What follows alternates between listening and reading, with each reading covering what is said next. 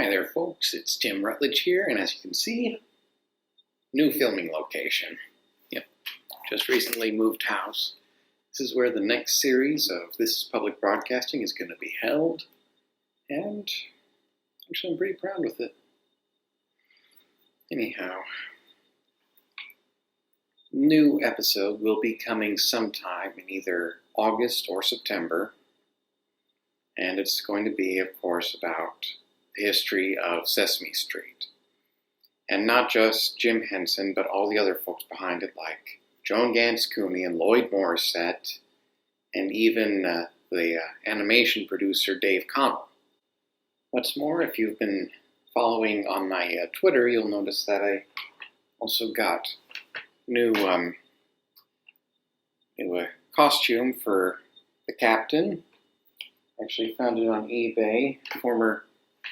It was a U.S. Naval Academy coat, which is going to be along with the old cap. Anyhow, in this month's video log, I decided to sort of top 10 lists. I talk a lot about PBS programs, and I figured that a lot of you out there might be wondering, what are my favorite shows from PBS? Which were the shows that, if I could put together my own PBS top 10 list and air it on the channel, which shows will be on the list. So these are going to be, it's just a small list of the 10 shows I think are the best to come out of PBS Kids. Anyhow, got it written down right here on my handy notepad. Anyhow, number 10, put down Cyber Chase. All things. For those of you who know, Cyber Chase is about 3 kids who get sucked into the world of cyberspace and have to fight off an evil character known as the Hacker, voiced by Christopher Lloyd. Yes, that Christopher Lloyd. This is probably one of the first widely viewed math series to air on PBS Kids, and then on the programming block PBS Kids Go. The thing that set it apart from other ones, it was more action-oriented, and the main focus of the series was to show that math is pretty much everywhere. You just need to look for it. And the book has some excellent voice acting, animation pretty good until they moved over to Flash, and funny enough, the show is still running, despite the fact that Christopher Lloyd and Gilbert Gottfried are sounding pretty tired out. But on the whole, it's an excellent series. The classic episodes are well worth a watch. If your kids need help with math homework, just give it to them to view. I'm sure they'd enjoy it. And next, number 9 is going to be Shining Time Station. This is the show that introduced Thomas the Tank Engine to North America. Anyhow, it's about a small station on the Indian Valley Railroad, run by Station Master Stacy Jones, played by Dee Dee Conn, and a group of children, and the arcade owner, Mr. Schemer, and then Mr. Conductor, a 4-inch tall man, 18 inches tall, played by both Ringo Starr and George Carlin. It was an interesting experiment to try and get Thomas introduced to North America. After all, the classic episodes of Thomas and Friends were only about 4.5 minutes long, and that's not enough to fill up a 30-minute programming block on PBS. So the whole wraparound story was created by Britt Allcroft and Rick Sigelkow, and on the whole, it's an enjoyable series. It does teach moral lessons, and along with a little bit about railways. Even though Ringo and George Carlin were pretty big names at the time, they still gave their all in these performances, especially George Carlin, who during interviews often said that he signed on to this program because he wanted to show a different side of himself as opposed to the adult comic that he was. And it's a very good series, well worth the watch. Several episodes are here on YouTube. Moving right on to number 8 is Wishbone. I've talked about him before, and see you right up here. And for those of you who haven't watched my video about Wishbone, basically a series about a young Jack Russell Terrier who imagines himself in several different books, his owner and his friends having experiences similar to those novels. Wishbone worked to introduce children to the world of classic literature, and even though those books were written about 50 plus years ago, it showed that facets of those stories were applicable to modern days. It would be interesting to see if they could ever replicate this onto modern PBS. However, for its time, it was good. So, number 7 is Reading Rainbow, another one I've spoken about. Basically, LeVar Burton as host, reading stories to the audience, and also taking field trips around the area, seeing what people do for a living, and how reading can be very helpful in achieving your lifelong dreams. Reading Rainbow was produced in part by my local PBS station in Buffalo, New York. And so I was really familiar with the show growing up. Every summer, getting away from school, we'd often turn on the television set to watch the new episodes of Reading Rainbow. And very often when I was a kid, the books that were featured on Reading Rainbow, we'd check out from our local library. It's just one of those shows that's so intricately tied into your childhood that you can't help but not think of it as one of your formative programs. Number 6 is Fetch with Ruffman. I was about the correct age when this show came out. First episodes came out, I was 10 years old. Final episodes, I was about 14 or 15 years old. Anyhow, for those who don't know, it was a game show hosted by an animated dog, voiced by the great Jim Conroy. But six preteen kids, middle school age, going on missions and completing tasks focused on science and history. And it was a very excellent medium that WGBH produced.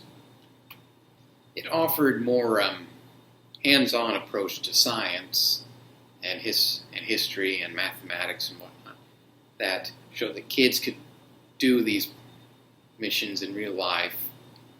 And when this show came out, I thought it would be great if I could get on the show, but alas, I don't live near Boston, so. But it was just as much fun to watch. And what I'd like to do with my series, This is Public Broadcasting, I'd like to sometime be able to have an interview with one of the contestants on the show, see what they thought of the filming process and favorite moments and whatnot. Sometime in the future, maybe, when I get a few more viewers and subscribers. And number 5, we have Liberty's Kids. This was an animated show that came out in the early 2000s, produced by Deke Animations, featuring a group of kids living in Philadelphia, working for Benjamin Franklin's newspaper, experiencing the American Revolution through their own eyes, from the Boston Tea Party all the way to the signing of the United States Constitution. I hope sometime in the future to do an episode about this show because it is a fantastic program. The animation's not that great, but the writing and voice acting coming from folks like Ben Stiller as Thomas Jefferson, Billy Crystal as John Adams, Walter Cronkite, and I think even Arnold Schwarzenegger and Sylvester Stallone lent their voices to the program. I know they lent their voices to the program. They stick out like a sore thumb, to be honest. But despite the celebrities doing so much voice work, it is an excellent program. It focuses on some of the smaller aspects of the American Revolution that probably weren't taught about in school, and it does give a good insight into the lives of certain figures of the Revolution, like Benedict Arnold and Deborah Sampson.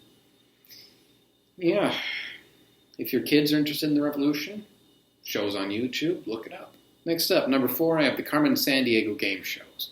I've talked about them before, and I've also talked about the new Netflix series, which I am eagerly anticipating the second series. For those of you who don't know, it's based off the old Broderbund computer games, where you have to track down Carmen Sandiego through history, through the world, through the United States, etc., etc. The first game show was Where in the World is Carmen Sandiego, with host Greg Lee and music from Rockapella.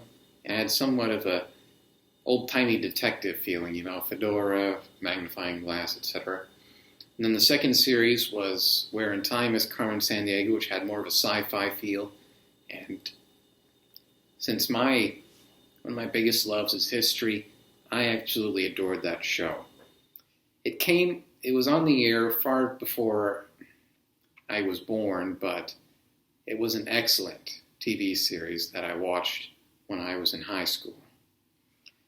And it would be nice to see PBS pick up some more game shows like this one and Fetch to have on the programming lineup, if they could secure the funding, what with the Republicans taking over and cutting funding to a lot of programs like the arts and humanities and public broadcasting.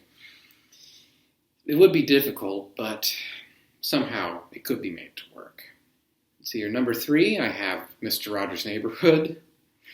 Nearly every kid who has ever seen PBS between 1970 and 2000 is familiar with Fred Rogers. I can't really talk too much justice about it here. I've already done a video about Fred Rogers' work, and there was also the documentary that came out, and actually I ought to look up and see if they have the trailer for the Tom Hanks movie. Excuse me. Well, no trailer yet for the Tom Hanks film, but it looks pretty promising. It looks believable. And I myself can't wait to see it myself. That sounded a bit redundant. Oh well. But my number 2 pick for this list is Arthur. Yeah, I've took the mickey out of this series a few times before, I know. But it is still an excellent TV series, and one of the longest running animated scripted television programs in United States history, right behind The Simpsons, which is an impressive feat in itself. However, The Simpsons has seen its day, and I think Arthur has probably as well. But for those of you unaware, all 3 probably, Arthur is based off the books by Mark Brown about an anthropomorphic aardvark named Arthur and his family and friends living in Elwood City. The thing about Arthur is that the characters seem pretty true to life. They're all normal children going through school, having issues with friends, and for the most part it's written in a way that is pretty believable. I remember as a kid I could relate to several episodes of Arthur, and it's tackled some pretty tough issues before, like during the 9/11 attacks, or say with diseases like cancer or Alzheimer's, and for the most part, deals with those subjects very respectfully. And then I did a video earlier about Mr. Rapper and getting married. That really came out of nowhere, and honestly, it didn't need to happen, but if it did, it's all right. Anyhow, if you're wondering what the honorable mentions are, well, I can just list off a few: Sesame Street, Animalia, Dragon Tales, Sagwa the Chinese Siamese Cat, probably Word Girl, then Long Ago and Far Away, one of the oldest on the list, but maybe The Electric Company. Those are the ones I can think of at the moment. But you're probably wondering what my number 1 pick is. And it's going to shock many of you, because this show is on PBS right as we speak. It's one of the programming lineups produced by the Fred Rogers Company, And it is Odd Squad. Yes, Odd Squad is my number one pick. Why is that? I never grew up with it. I was in college when it came on to PBS, but let me explain myself. For those of you who don't know, Odd Squad is about a group of kids that belong to an organization dedicated to fighting oddness throughout the world and using math and science to help solve the odd problems. Funny enough, the writer for Odd Squad, Tim McKeon, or however you pronounce it, he was also a writer for Adventure Time and Gravity Falls. And he does some other work for Sinking Ship Entertainment. But the thing with Odd Squad is that this is how a live-action series should be made. Disney Channel and Cartoon Network and Nickelodeon should take note. Because the kids are excellent actors. I can't think of anyone in the series who is completely phoning it in. And by far the best one, in my opinion, would be the kid who plays the character of Odd Todd, who is just a complete joy to watch, and how he revels in this odd, evil mind of his. But the educational aspects of the program, they focus on them, yes. However, they don't completely pound it into your skull, what they're trying to do. They try to incorporate it very well into the series episodes. And recently, the series just had its season 2 finale, and according to Tim McKeon's Twitter page, they're planning to do some other projects relating to Odd Squad. I think one of them is a mobile Odd Squad TV show with the agents traveling around solving odd, which does sound promising, to be honest. And I, for one, would be eagerly anticipating the results when that program finally returns. And those are my top 10 picks. If you don't like him, well, in the words of Groucho Marx, I have others. Anyhow, keep an eye open for new episodes of This is Public Broadcasting coming within the next 2 months, starting with the 50th anniversary of Sesame Street. And until next time, I'm Tim Rutlidge, and have a good day.